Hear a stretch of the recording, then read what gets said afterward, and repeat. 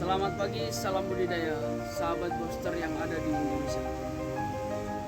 Dalam berbudidaya ikan lele banyak sekali menggunakan berbagai sistem. Salah satunya yaitu sistem booster.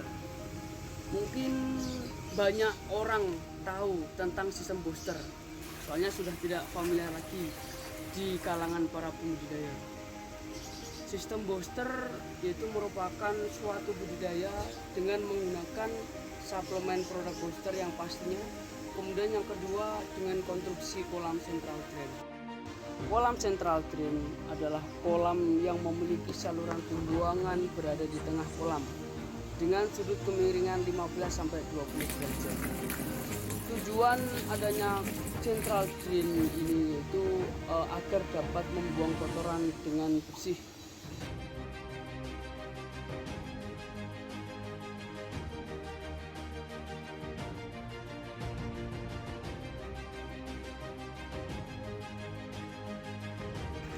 Jadi konstruksi kolam central drain ini sangatlah penting, yaitu untuk menjaga kualitas air agar dapat terjaga secara maksimal dalam budidaya.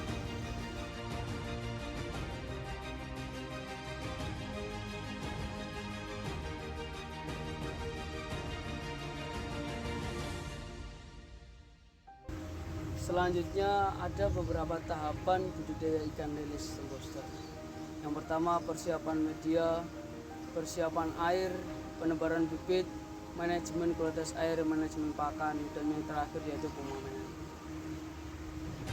Persiapan media ada dibagi menjadi 2 tahap. Yang pertama apabila kolam baru diisi 100%, kemudian dibuang dengan tujuan membersihkan mikroorganisme yang masih menempel atau untuk mengecek kolam apakah kolam yang akan digunakan di budidaya itu bocor. Selanjutnya untuk membersihkan dinding maupun dasar kolam yaitu dengan cara aplikasi blue cooper. Blue cooper ini dengan dosis 1 tutup botol blue cooper per 1 liter air. Jadi langkah kerjanya langsung melakukan penyikapan di dasar maupun di dinding kolam dengan merata sampai dasar dan dinding kolam bersih. Selanjutnya setelah bersih kita bilas kembali, dipastikan nggak ada sisa-sisa lumut yang masih menempel. Selesai kemudian diisi air kurang lebih 30 cm guna untuk mempersiapkan penebaran bibit. Bisa dibilang dalam persiapan air ini pemberian fermentasi sangatlah penting untuk dilakukan. Yang pertama dengan tujuan untuk menumbuhkan plankton atau pakan alami. Jadi kalau misalkan mau tebar bibit budidaya ikan apapun, terutama untuk ikan lele, dipastikan air yang udah kita mau tebari ikan lele harus benar-benar siap. Siap di sini dalam artian yang pertama airnya berwarna hijau, jadi airnya nggak bening. Kemudian yang kedua tumbuh jentik nyamuk atau tumbuh plankton sebagai pakan alami bibit ikan lele. Baik, selanjutnya saya akan menjelaskan atau langkah-langkah pembuatan fermentasi dengan sistem booster ini. Cara-cara pembuatan fermentasi untuk menumbuhkan plankton di awal budidaya, yaitu yang pertama ada tepung gaplek atau dedek. Kemudian ada booster amino liquid dengan dosis 100 ml per kilogram dedek. Kemudian ada booster plankton 200 ml per kilogram dedek. Selanjutnya ada booster aqua enzim. Booster aqua enzim ini tujuannya sebagai fermentor, yaitu pengganti ragi dengan dosis 10 gram per kilogram dedek. Selanjutnya ada juga air 100-150 ml.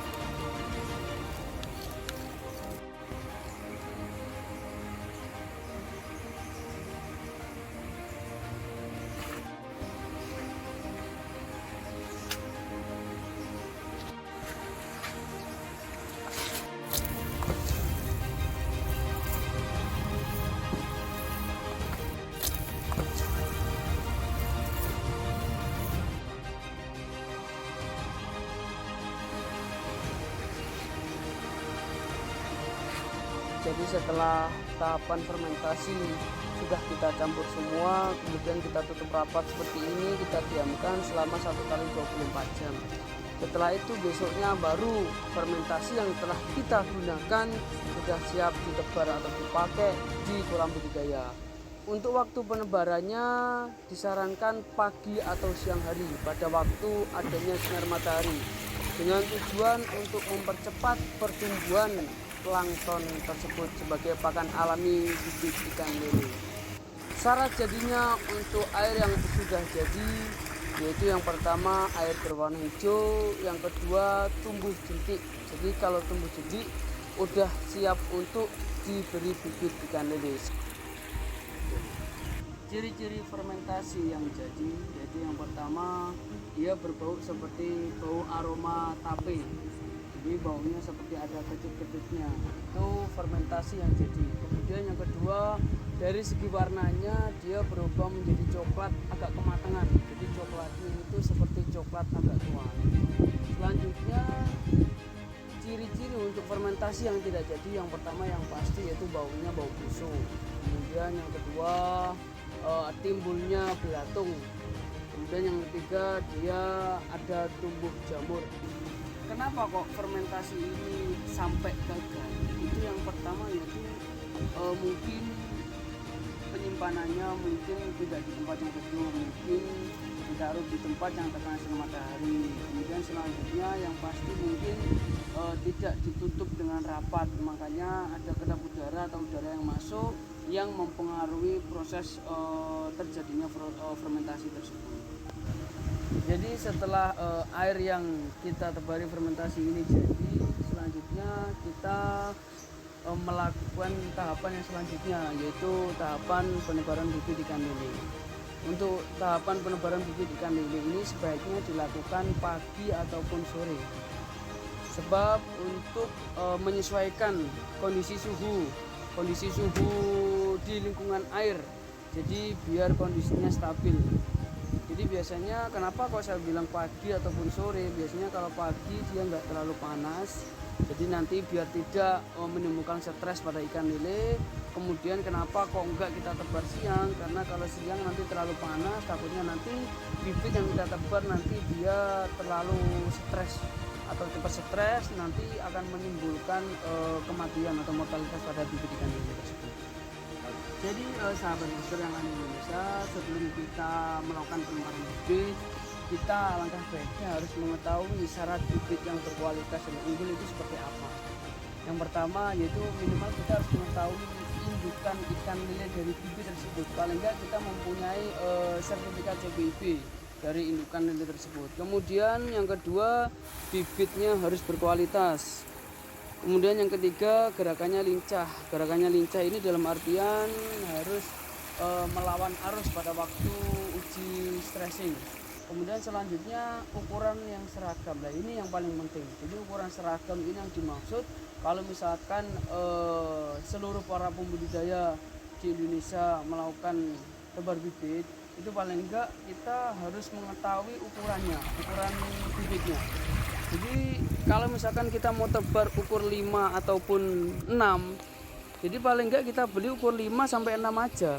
Jadi nggak mungkin kita beli yang ukur 5 sampai ukur 10. Jadi ringnya itu terlalu jauh. Kalau ringnya terlalu jauh itu nanti dia akan menyebabkan kanibalisme pada ikan lele tersebut. Jadi takutnya nanti yang ukur 5 dia semakin ketekan, yang ukur 10 dia akan semakin besar. Nanti takutnya terjadi kanibalisme ataupun sebaliknya. Kadang ringnya presentasinya pertumbuhannya juga nggak seimbang. Jadi disarankan beli ukurannya itu yang misalkan kita mau beli ukur 5 ya ukur 5 sampai 6 seperti itu. Untuk tahapan penebaran bibit ikan lele itu yang paling penting kita lakukan yaitu aklimatisasi. Aklimatisasi di sini yaitu artinya penyesuaian suhu udara sama suhu air. Jadi misalkan begini, kalau kita misalkan beli bibit di luar kota, kemudian kita tampung di tempat kolam kita, itu alangkah baiknya kita aklimatisasi terlebih dahulu. Sebab apa? Biar tidak stres. Sebelum melakukan penebaran bibit ikan lele, jangan lupa untuk tebar stress off ataupun shrimp immunofit dengan tujuan untuk menjaga atau menambah daya tahan tubuh ikan lele pada saat di perjalanan. Jadi tebar stress off maupun shrimp immunofit ini dengan dosis 1 sendok makan ataupun 1 tutup botol shrimp immunofit, lalu ditebar ke dalam kolam secukupnya. Kemudian setelah itu kita melakukan penebaran bibit.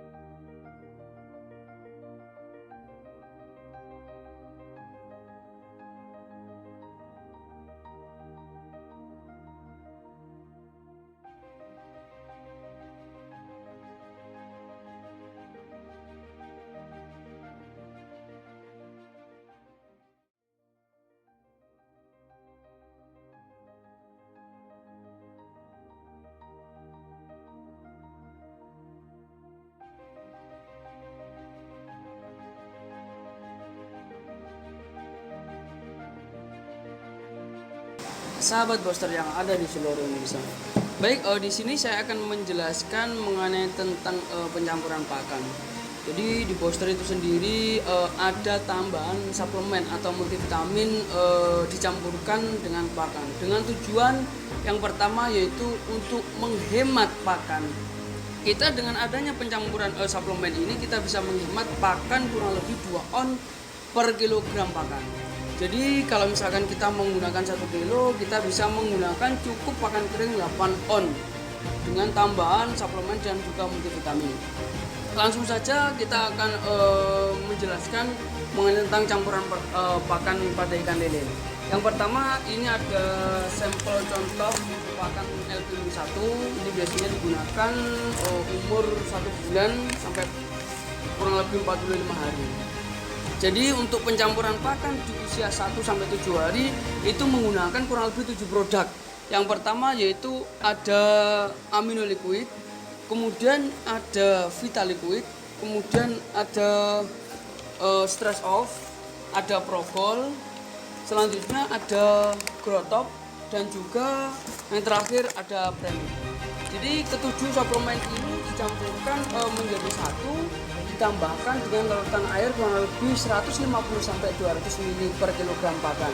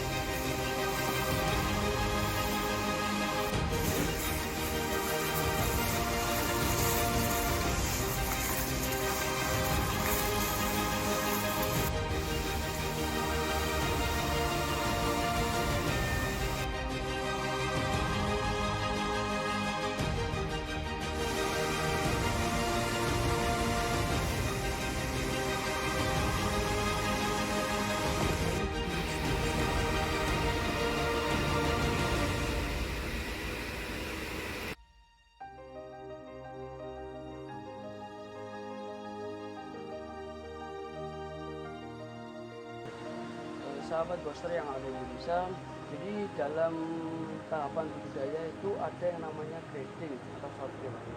grading ini yaitu merupakan suatu kegiatan menyeleksi atau memilih ukuran ikan yang sama yang diinginkan.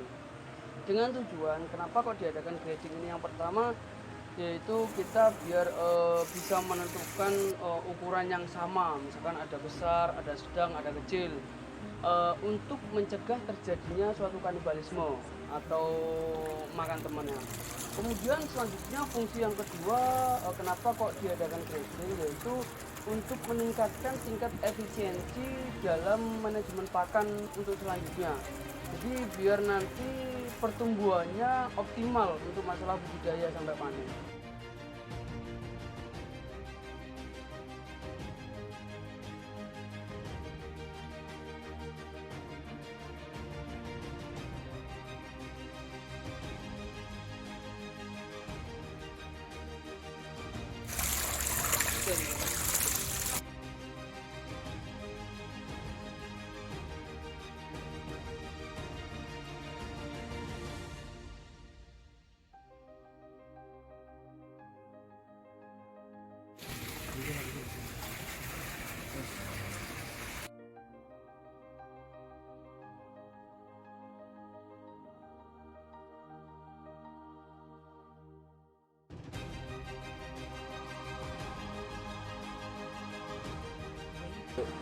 Setelah itu tahapan budidaya yang terakhir yaitu panen.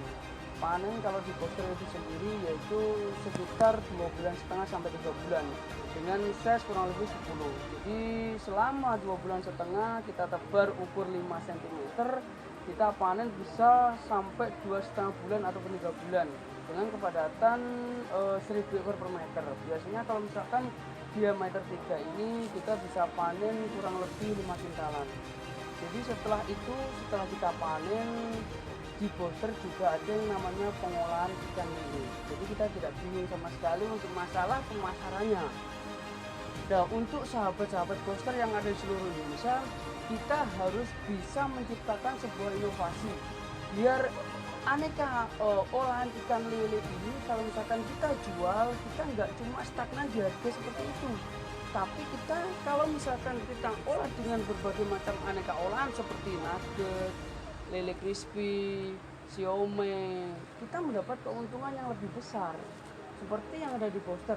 Jadi kalau misalkan ukuran size 10 kita bisa menggunakan untuk lele crispy, kemudian size yang lebih besar size 4 kita bisa menggunakan untuk abon, untuk bakso.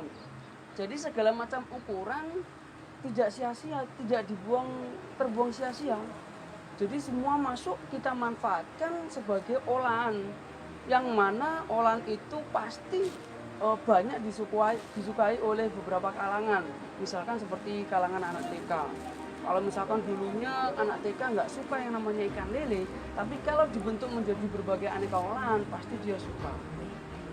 Jadi itulah keuntungan dari booster. Kita bisa memanfaatkan lele tersebut menjadi berbagai aneka olahan ikan lele. Baik para sahabat booster yang ada di seluruh Indonesia, pada intinya budidaya ikan lele ini bisa dikatakan gampang-gampang susah. Kenapa saya bilang gampang-gampang susah? Gampang kalau misalkan kita bisa menjalani suatu usaha dengan teliti, dengan tekun, dengan kerja keras, dan juga dengan niat. Tapi bisa juga dikatakan susah kalau misalkan kita tidak ada niatan sama sekali atau niatnya setengah-setengah dalam berbudidaya ikan lele. Jadi saya sarankan untuk para pembudidaya yang ada di luar sana, khususnya sahabat booster yang ada di seluruh Indonesia, jangan ragu dan jangan takut untuk selalu berbudidaya ikan lele, untuk selalu mengembangkan potensi perikanan di wilayah Indonesia ini. Mari kita bersama-sama mengembangkan atau menjunjung perkembangan ekonomi kita, salah satunya yaitu dengan budidaya ikan lele.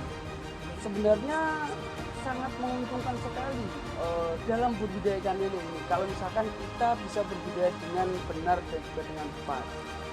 Baik para sahabat pembudidaya yang ada di luar sana, mungkin kalau misalkan pengen berkunjung ke P2MKP Distributor Center ini atau misalkan pengen meminta bimbingan dari kami dan juga pengen belajar dari kami, silahkan kunjungi web di bawah ini atau link di bawah ini.